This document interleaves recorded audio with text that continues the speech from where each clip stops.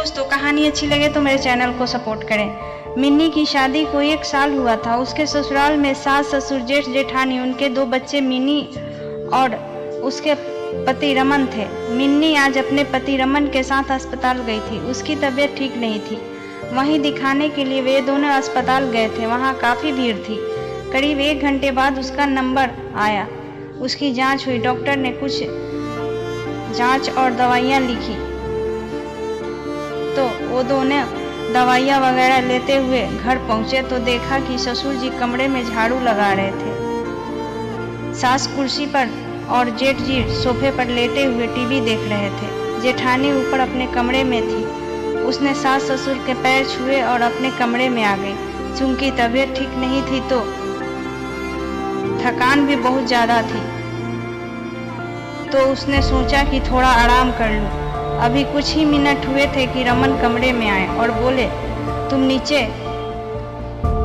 से ऐसे ही चली आई? पापा मम्मी बहुत नाराज हो रहे हैं। क्यों, क्या हो गया? मैंने तो कुछ किया भी नहीं, मिन्नी बोली। रमन बोले, जब तुम आई तो तुमने देखा कि पापा झाड़ू लगा रहे हैं तो तुम्हें उनसे कहना चाहिए था कि लाइए पापा जी झाड़ू मैं लगा देती हूँ।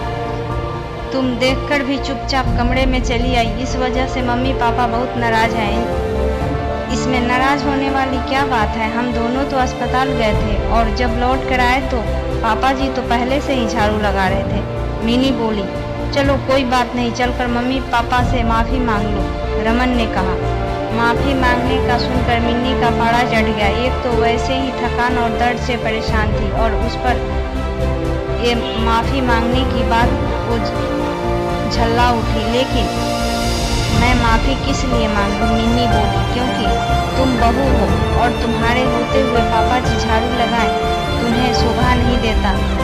जब तुम आ गई थी तो तुम्हें पापा से बोलना चाहिए था कि दीजिए पापा जी झाड़ू मैं लगाती हूँ, रमन बोले। लेकिन पापा झाड़ू लगा ही क्यों रहे थे?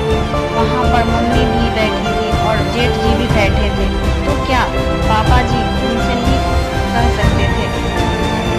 और फिर जेठानी जी भी तो अपने कमरे में ही थी, उनको बोल देते।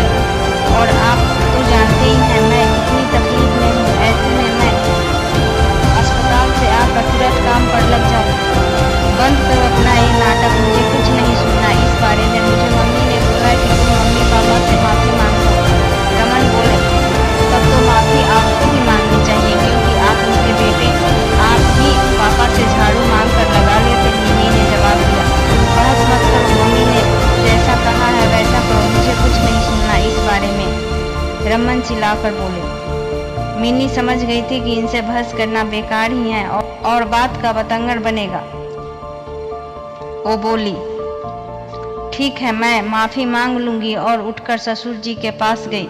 सास व जेठ जी वहीं बैठे हुए थे और ये भी वहीं पहुंच गए थे। मिन्नी बोली, पापा जी मैं सब की तरफ से आपसे माफ़ी मांगती हूँ। मम्मी जेठ जी जेठानी मेरे और इनके होते हुए भी आपको झाड़ू लगानी पड़ी और हम में से किसी ने भी आपसे ये नहीं कहा कि आप रहने दीजिए, हम कर लेंगे, आप हमें माफ़ कर दीजिए।